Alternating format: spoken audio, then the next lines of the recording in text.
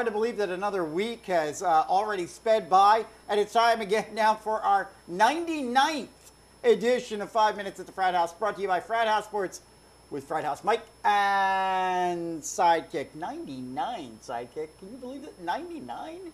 And it's like 69 outside today. Yeah, as opposed to 98 last week, right?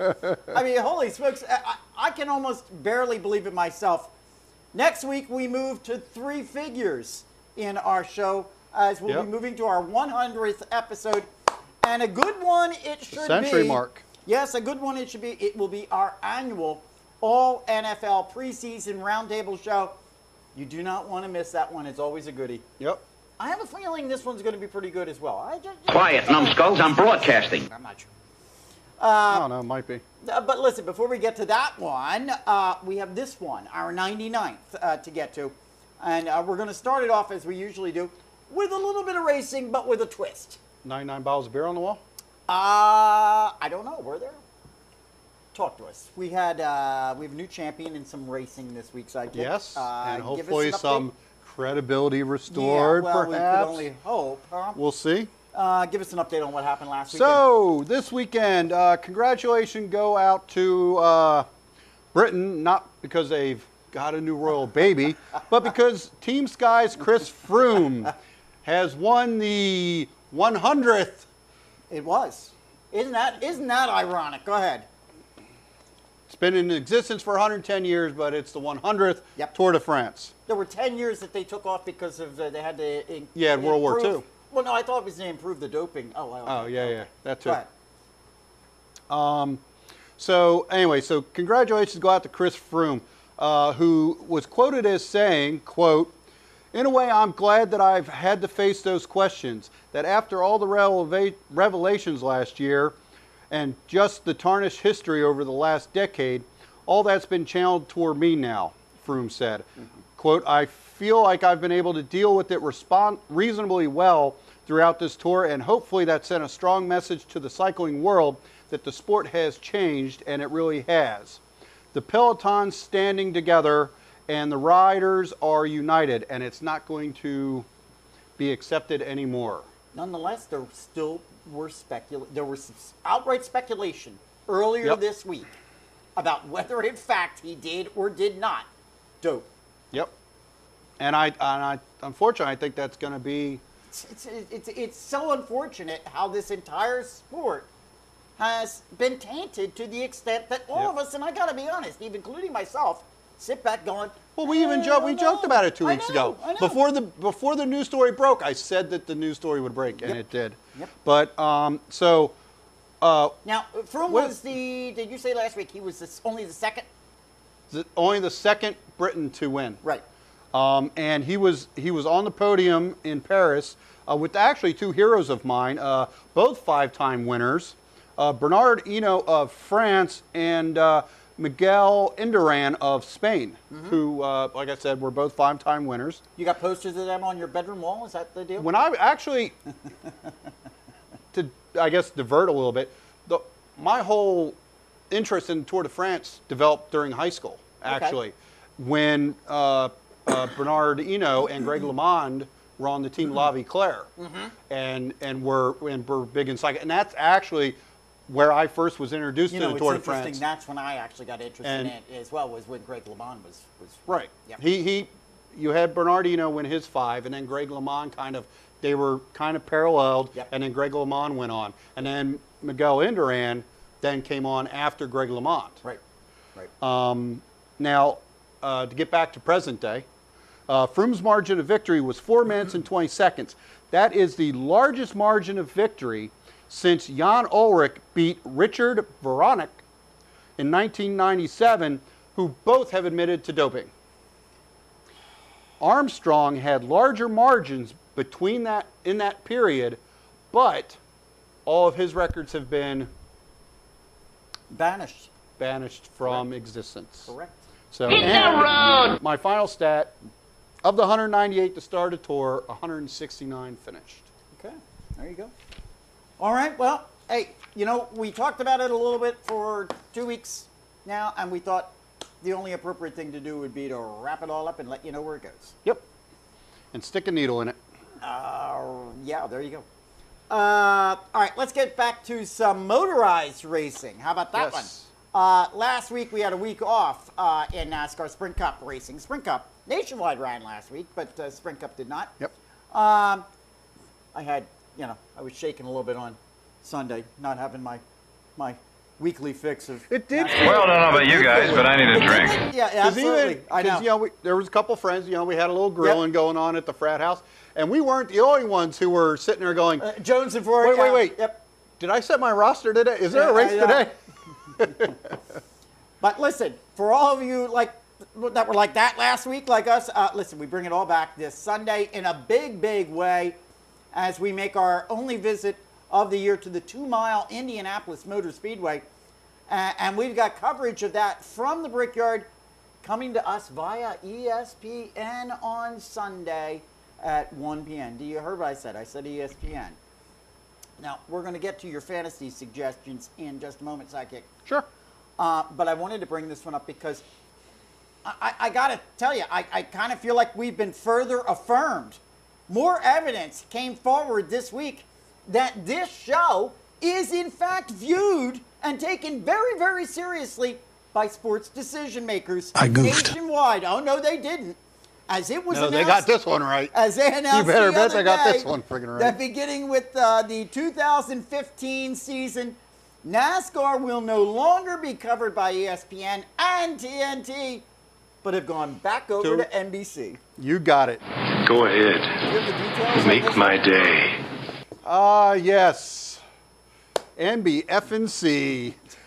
They got a 10-year contract from. Yeah, 10 years. Yep, from I'm sorry, 9 years. No, it's Well, 10 years. It's 10 years. Yeah, it's through 2024. 24, right. They're going to get the last 20 races of the season, which means they basically get the chase and they also get the championship, Homestead, the last race of the season. 7 of those races will be on NBC proper, I guess. And then 13 will be on the NBC Sports Network, and they're hoping to air those leading up into Sunday Night Football, one of the most viewed programs on TV. They got Rumored a cash cow of audience right there. Yeah. Don't they really? Yeah. It's incredible. We've got, we were talking about a pre-show.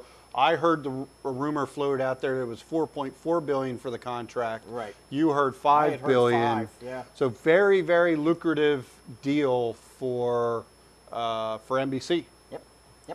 Now, Fox will retain the first race, the Daytona 500, and then 12 other races. And we were talking about this it's 20. Not quite sure. And then 13. Yeah. Doesn't quite the equal math 36. isn't working right. If you get your pencil out, you get your slide rule and your it's paper not so we're not quite sure exactly if this is all done yet or not. But if there's going to be somebody in the middle there, But the good news is this: TNT is gone after next year. And they kind of, in their statement, had a little sour grapes. Oh. ESPN was completely professional with their, statement. TNT not so much. Wow. So. Good news for racing fans, I believe. I think that's good news. We'll see how that all works out. We still got another. Well, we still have to see who the broadcasting team is. Well, I know that is something we'll So, hopefully we won't see as many commercials. Right. Because and actually, it's funny that they, because basically in TNT's statement, they said that they couldn't find a profitable way to bring the shows, to have the broadcasts and compete with NBC. Which, what do you mean? With all the advertising they put on there? With a third of your broadcast being advertising, you can't. May sound like there's some mismanagement, or they're not. Something, or either that, or they're paying the announcers too much. Well, here's and the I thing. like a couple of the announcers. Don't get me wrong. Here's the thing that I'll say for it. Praise out there to NASCAR for listening to the fan base. Yep. Because when we were bringing this up just a number of weeks ago, I actually quoted from one of the articles that I had here, and I said, it was quoted right in there that in fact TNT has come under fire frequently from NASCAR fans for the fact that there is just way too much interruption of the race. So good for NASCAR for listening in, you know, because if you recall going back to that show, I was actually a little bit concerned that Brian France was going to stick with what they had because he gave every indication that, hey, you know, we kind of like things the way they are, you know, we're not going to. Yeah. So, hey, good announcement there. We're happy to hear that. So, and also, hey, NASCAR, since we seem to be on a roll here, remember the other week when I brought up about being more socially interactive in social media with the fans? Don't forget that. We're testing Just you. saying. We know you listen to the show. We've got evidence. So we'll see where that goes. Let's see if okay. we can make that happen. Well, now listen, as So I think previously... it'll be better for the fans, I think. Oh, I agree with you. As I previously pointed out, we're big tracking this weekend in race number 20. Now, look, I need some help with my fantasy team because... No, you don't. No, we're going to see in a few moments, like Smoke, I'm making a move up the leaderboard, up the chart, late season move, coming from Smoke right here. I need a little help on that. I got a win 2 weeks ago. I'm sorry, what was that? I got a win 2 weeks ago. You mean we got a win 2 weeks ago? I got a win 2 weeks ago. So did I. What do you suggest for Brickyard this week? Who's going to be drinking the milk? Well, okay. Actually, one thing real quick before I get into the picks. Go ahead. Just to for those of you that ran well, and this is why I say you need no help. New Hampshire. Like myself. Go ahead. With New Hampshire, the Brickyard, and Pocono, you can almost let your roster sit. I think you're just lulling me into a false sense of security. If you ran well at New Hampshire, excuse me, maybe make a minor tweak here or there, okay, but you can kind of let it ride for the next 2 weeks. You're mocking me, aren't you? All right. Well, we'll see how much my roster changes. Okay. Hear me? Yep. All right. Picks for the Brickyard. Got it. Go. Okay. I'm writing them down. Who do you think's on the top? Just off the top of my head, without. Who do you? If I say Brickyard, who's the first driver you think of? I don't know if my history goes back that far, but I did read some positive things today about Kurt Busch. But go ahead. I don't know. Who's the first person you got on the top of your list? Go ahead. Jimmy Johnson. Oh. 4 wins. Duh. Well, that's 4 wins in the last 7 races there. 28.50. Okay. Not Kurt. Kyle. Okay. Kyle finished second last week 2 weeks ago in New Hampshire. Yeah, so far you're talking about and he was pissed off at one Ryan Newman, who we found out this week is looking for a new job. Yeah. Yep. Crybaby. Mm-hmm. Sucks to be you right now. Yeah, exactly. I like that. Well, with Happy going over there. Now if we can just get Danica out. Anyway, so 27-25, I digress, for Kurt Busch. Or Kyle Busch. Kyle, yep. Another name we don't call too often, but Greg Biffle. Greg Biffle has 5 consecutive top 10s at the Brickyard. That's the longest active streak of any of the current drivers, 25.50. Mm-hmm. And then honestly, at this point, we're just going to throw some pictures up on the wall. We're going to take some darts, and we're going to see what sticks. Go ahead. Because, we've blown the bulk of our roster, and we're just trying to fill it out. So we're going to go with the Dinger, A.J. Allmendinger, because we don't know if he's going to see if this is the last week for Phoenix Racing or not. Yeah. They said they're racing this weekend, but there's no commitment for next weekend. So we're going to throw him on there kind of ceremoniously for $9.50. And then, I don't know, David Stremme sticks out for $5.75. He's going to park. I don't know about that. He's run a full Brickyard. All right. So anyway, so he's $5.75, takes our roster to $96.50. All right, there you go. All right. So just out of curiosity, let me basically, ask when you get to that bottom of the roster, you're just trying to find somebody that's going to finish the race, and not start and park on you. We don't have qualifying positions yet, but Nope. would you put Jimmy Johnson as your odds-on favorite to be drinking the milk at the end? I would probably take a bet on Jimmy Johnson to win it. Okay. Without seeing the qualifying yet. Okay. Given that he's won 4 of the last 7. Mm-hmm. And if he wins, he will have 5 wins, and the name escapes me from the Indy Series, but he will be tied. I should have wrote his name down. I can't remember his name. But anyway, he'll be tied for most wins at Indy. I did. Of the Indy guys and the NASCAR guys. All So right, we got it. Jeff Gordon's got 4 wins there, but he's Good race. I'm looking forward to it. I always like this race at Indy. This is, it kind of comes just at the right time of the season. Middle of summer. I love it. It's a good one. So check it out. 1 o'clock ESPN. We haven't looked at the Major League Baseball standings in a few weeks, so do we really need to? Well, actually, I think we owe it to everyone to get an update with now. Most clubs now have played over 100 games. Yep. Just about 60 games remaining in the season. You might say, things just got serious now, as we're now just a few days away from the trading deadline. And you got a whole bunch of teams out there that right now are trying to determine whether they're on the bubble or whether their bubble burst a long time ago. So let's check out our division leaders. Over in the American League, the Boston Red Sox right now are just a half game ahead of still the Tampa Bay Rays. Yep. And they've got 61 wins. They're tied with the Cardinals for most wins. Correct. In, well, in the league. the Rays have got to be one of the bigger surprises in the past 2 weeks as they've continued to be on a tear, winning 8 of their last 10. In the Central, the Detroit Tigers are still 3.5 games in front of the Cleveland Indians. Yep. And in the West, the Oakland A's are now 3 games in front of the Texas Rangers. Are the Rangers falling apart there? I don't know what's It going was looking on. a little tighter there before. Now all of a sudden, Oakland's kind of opened it up. We'll see. In the National League, the Atlanta Braves have pulled ahead and now are 8 games in front of, where'd this come from? The second place Philadelphia Phils, who are a game ahead of the third place Washington Nationals. We'll see how that goes after tonight. In the Central, your Get St. the Louis brooms Cardinals. Yeah, I hear you. Your St. Louis Cardinals, best record in baseball, still a game and a half in front of the Pittsburgh Pirates. And interesting thing to note, I said I was going to bring this up because we talked about it pre-show.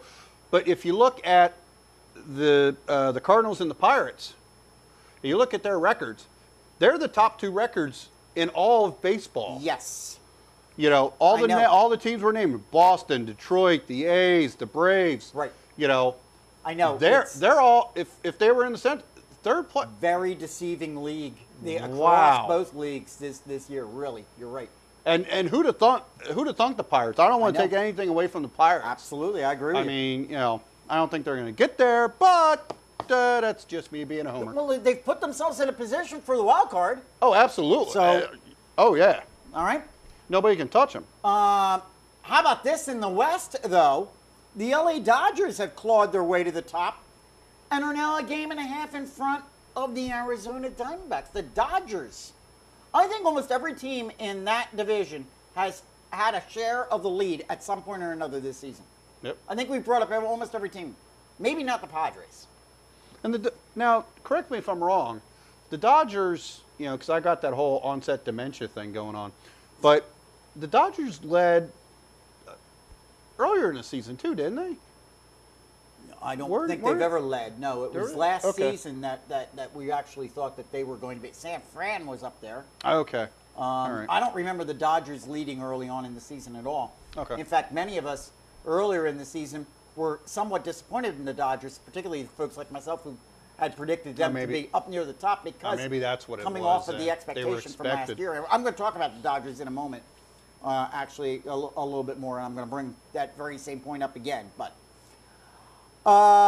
now, we need to take a minute to acknowledge the big story this week in baseball, and that was the suspension of Milwaukee Brewers' Ryan Braun for the remainder of the season, which accounts for about 63 games. and the loss of his associated salary of over $3.5 million. Now, after nearly 6 months of rumblings regarding the recent revelations of the biogenesis clinic in Florida and the distribution of performance enhancement drugs to major league players across the league, it appears that this was the first of what might be numerous suspensions before Major League Baseball is finished. I frankly don't like the way they're going about it. I would have liked to have seen do it all at once, just knock them all out. That's the way I frankly thought it should be done. But there were numerous rumors, however, despite the fact I'm not liking the way they're doing it, there were numerous rumors that there would actually be no MLB penalties handed down until the conclusion of the season. But the first shoe fell on Braun, who surprisingly indicated he would not appeal the suspension. Now, in the meantime, rumors continue to swirl around New York Yankees Alex Rodriguez, who has long been suspected of being a PED user. Reports are that should MLB penalties come down, excuse me, A-Rod's way, he will absolutely fight it. He's fighting the fact that he's hurt right now. There's a reason why New York wants to keep him out of the lineup. Absolutely. As soon as he goes into the lineup, they know that's when the penalties are coming. So, well, and then also I heard he's on payroll then. Right now he's on, I believe the insurance is paying. Well, yeah, because he's not injured sure exactly right how now. the financials of all that work. But so, and that's kind of the other thing that they were talking about was, you know, if he comes back and plays and he then gets consequently suspended, the Yankees are on the hook for his payroll. I'm not sure about that because Ryan Braun is losing all of his money because of the suspensions as a result thereof. Major League Baseball put that into effect. Right. So he's not getting any of that money. So I would suspect that it's going to be the same thing. And we've heard draconian type penalties potentially coming to A-Rod where he might be suspended for life. You saw what I posted. That's what I said. Make Pete Rose him. Kick him the heck out. So, ban him for life. Make him put on the chicken suit at frickin' Survivor Series and make a fool out of himself. Let me ask you a couple of $1 questions real quick. Obviously, you're making your feelings known on the whole thing. My first question was, you know, what are your thoughts on all of this? But let me ask you a question about Braun. Do you feel that perhaps maybe Major League Baseball made Braun the first one in all of this? That they actually targeted him due to his, as kind of a retribution, or due to his arrogant comments that he made at the beginning of spring training last year following the previously failed suspension that Major League Baseball attempted to apply, but he got out of because of the loopholes. handling of the quote-unquote sample. We talked about it right here on this show at the time. Do you think that they actually made him the first one because of that? Well, and I think now they say, supposedly what I've read is that A-Rod's case is actually stronger, but they probably, I think they went with him first thinking his may have been the easier route to go because, you know A-Rod was going to fight it. Braun may have fought it given what was last year, well, but... Let me go to that question. Does it come to you as a surprise that Braun didn't? Because it comes to me as a massive surprise. Because I have contended for a while that this whole investigation, if you want to call it that, has been so mired in muck, really, from the standpoint of paying Bosch off to buying documents from this one and that one, that this whole thing really, I don't know if it would stand up. Then I was kind of surprised that Braun actually didn't appeal. All right. I'm sorry. Go ahead. I got to do something real quick. Yeah! Sorry. I'm sitting here looking at his picture of him going like this in front of the base. I just want to get the F out of here. He disgusts me. He truly does. Because if you go back and listen to his comments from spring training from last year, it is a disgrace how he stood there almost very much like my buddy way back Palmero years ago, wagging his finger. He stood there to the reporters. How dare you? And said, I got off. I proved my case. I got off. You can see I'm clean. Yep. Yeah.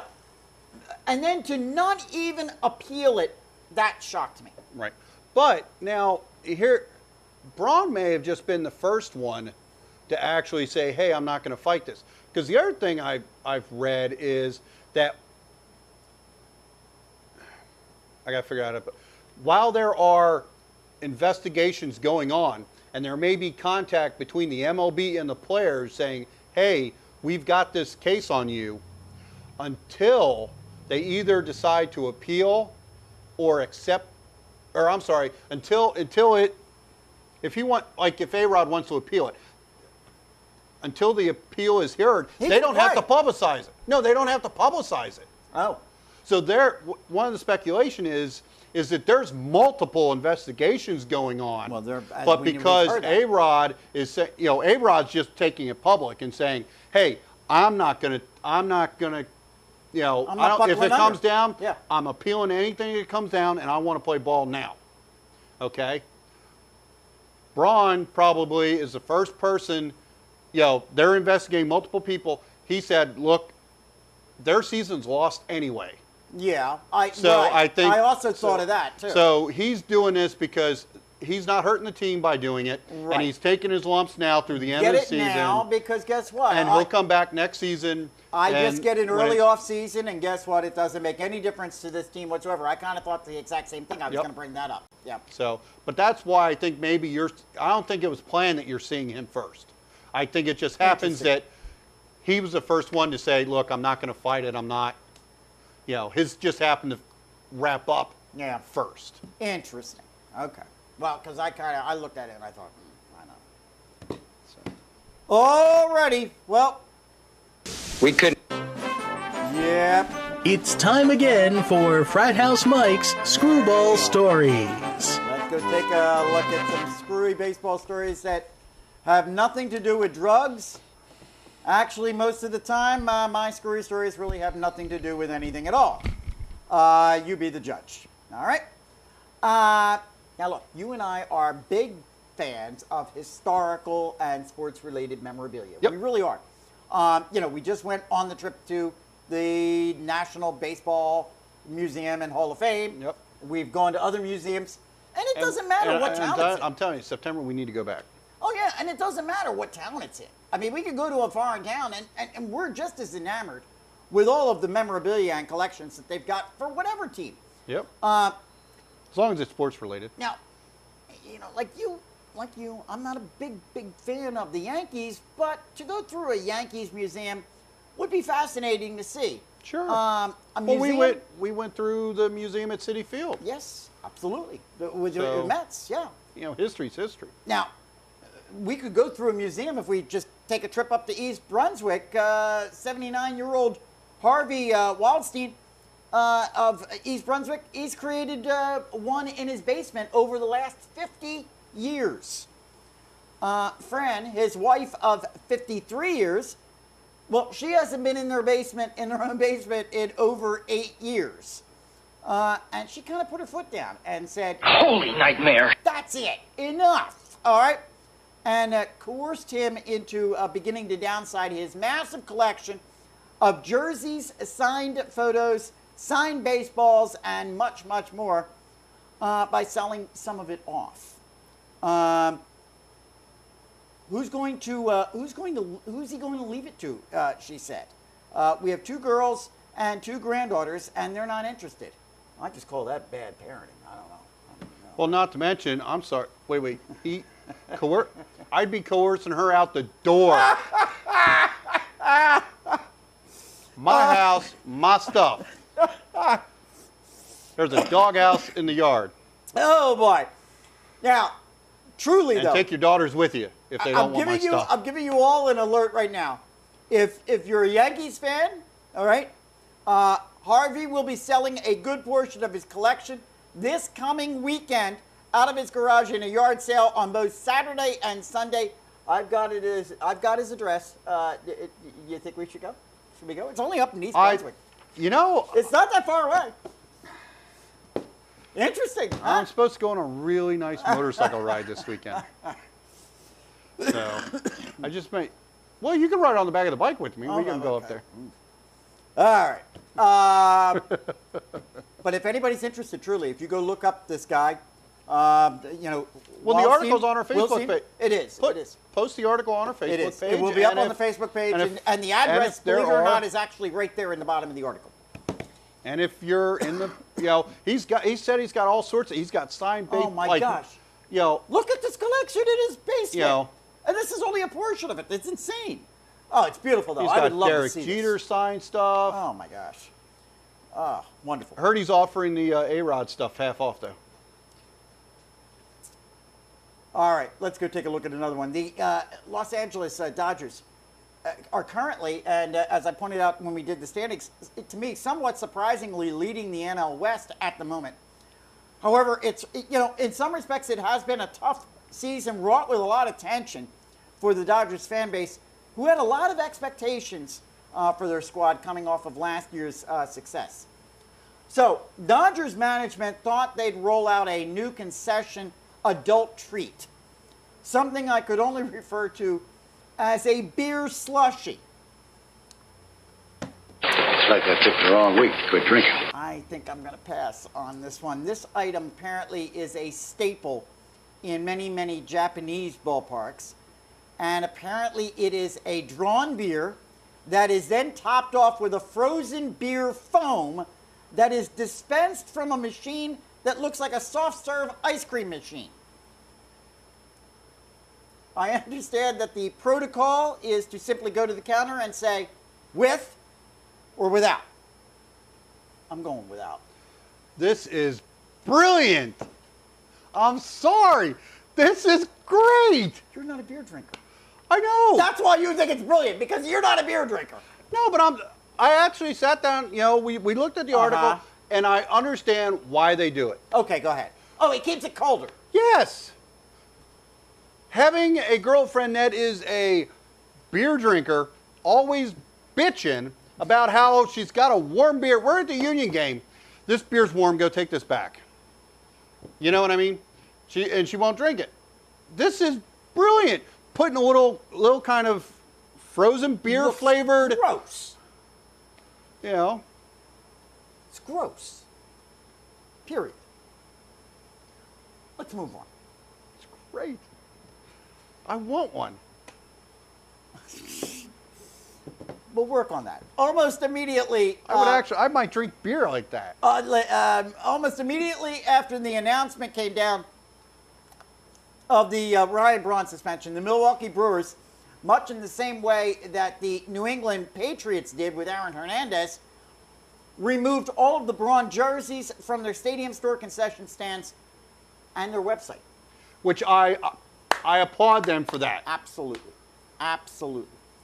However, over at MLB.com, to this very moment, right now, you can still purchase a $298.99 authentic Braun jersey.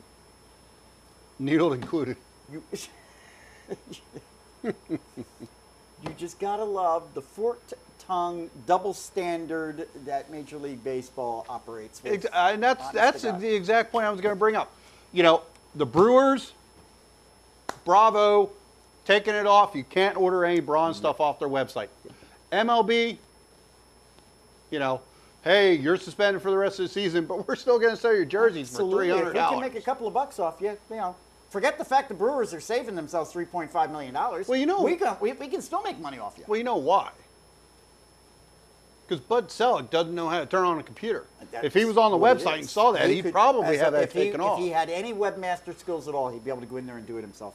Right. But, you know, he doesn't even do But an he- email. right. We talked about that last week. He doesn't even know how to send an email. Jabroni. All right, listen, I got to present you with a scenario here. All right? Sure. And I want you to make the call. The other night, with the Minnesota Twins down 1-0 to the Angels, they had runners on first and second, none out in the ninth. Mm-hmm. Okay? Justin Morneau hit a little pop-up to the right of the mound. Angels closer, Ernesto Frieri, let the ball drop. What is that? This is a trick question? No. What? Because it's in the ninth inning, right? Yes. Ah, What is that? turns into a double play. Because it's ninth inning and it's the Angels. Thanks for playing along. No, I jest. No, it's infield fly rule. It's textbook infield fly rule. Thank you. It should have been 1 out, right? But no. Ferrari was allowed to quickly pick the ball up and turn it into a 1-3-6-3 double play. What is the purpose of the infield fly rule? We saw it right there. What's the purpose of umpires? I mean, come on now. Like I said, textbook infield. What a display this year's been. Now, Yeah. that's the last one, right? Yep, that's the last one. I have a screwball All right, story let me for get you. through them that quick. Go ahead. Go ahead. You got a No, screwball I've story. got Go it. ahead. No, I will give you it. Go ahead. I know we're run long, but I got one that came. It goes with the beer one. Oh, no. Did you see the story Okay. that in Turner Field, they're putting a Waffle House in Turner Field, Okay. serving hash browns and waffles Okay. at the ballpark? I don't have a problem with that. Okay. What do you... No, I just find it funny that they're putting a Waffle House into the ballpark. Let's go have Versus a ham some other, sandwich. concessionary stand. There's ice cream. We've got frothy beer, but you can go in there and you can get your hash browns and waffles while you're at the game. I thought that was screwy. I like it. Would you do it? Yeah, I love Sure. Waffle House. Is it Atlanta? Yeah, Atlanta. We're heading down there. We'll be there. I mean, I think they're probably headquartered out of Atlanta, actually. Wow. Which may be why they're doing it. But anyway, I I kinda love like it. Waffle House. I kinda like it. But I thought it was I really haven't been a to Waffle one in House. years. A Waffle House in a ballpark? They got everything going in ballparks. I know. You know that.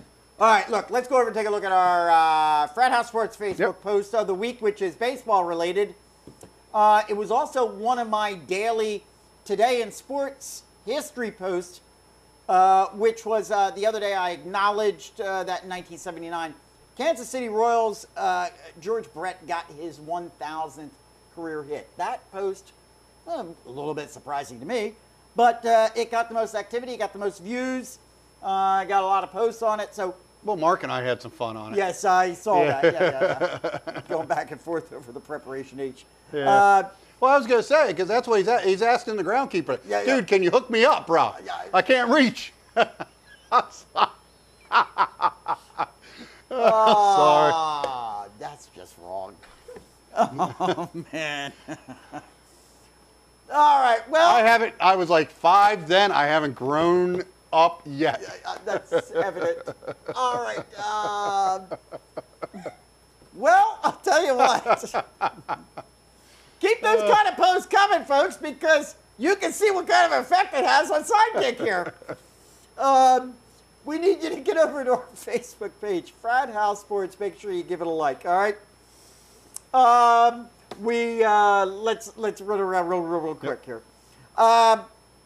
Many thanks, please, to Carl and to Jim over at CLW83.com. Yep. As they are rebroadcasting our weekly program right here, and we Yep. appreciate that, guys. Thank you very, very much. Love them guys over there. And we've got some things in the works that we'll be doing more and more things with them as we continue to move forward and closer to our 2nd anniversary show. We got a lot of big things planned, a lot of big announcements. One of them is going to have something to do with our website. Please make sure you're checking that out over at www.frathousesports.net. I'm not prepared to announce it yet tonight. We're going to wait just a little bit. But if anybody gets over and checks it out even now, you'll see something a little bit different from what you see up here. So I'm kind of giving you a little bit of a hint there. because that says TNT. Yeah, right. Right. And that's the big difference. It won't be TNT next year or 2 years from now. It'll be NBC. That's the big deal. You got it. See? Why'd you have to I'm put it away? sorry. Okay, you're killing me with this. But anyhow, no, we got some big things coming. You got a couple of weeks yet. We got a couple of things in the works for our 2nd anniversary show, which will be coming up in early September. All right, so please make sure, check out our Facebook page, FratHouseSports.net. All right? And I just want to let you Yes. know that my Redbirds are up 3-0 over your Phils. Thank you very much. I appreciate the fact you've been looking over my shoulder the whole time, and I needed that as I just get off the air. All right. In the meantime, You are a meathead.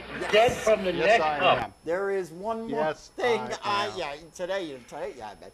One more thing I need you to do for me, and you know what it is. You got to keep us real. You got to keep us live. You got to keep us going. We'll see you next week. Take care. 100th episode next week. Roundtable coming to you next week. Keep it there. Do you have the details in that? Yeah, well, I wrote down some of the details. Okay, because I'm going to be. I was actually going to throw that one at you. They're getting the. I've got the details down. If I need them. I've got at least the Sprint Cup. I don't have the nationwide. the I whale got nationwide, and they're also getting the K&N series, the Toyota series, Hall of Fame induction ceremony. Yeah, a couple other things. Spanish broadcast on Telemundo. Yeah. So, but here's something interesting for you though, that I was going to bring back to you, and it's fuzzy math. 36 races in a season. NBC has 20. Fox has 16. No, Yeah. Fox has 13.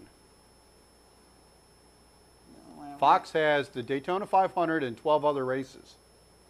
No, wait a minute. Hold on. Not according to the information I had. I think with the renewed deal, Fox picks up a couple. Then their article's wrong, because I took it from their article. Second page. It's towards the bottom of the article when they start going back to Fox.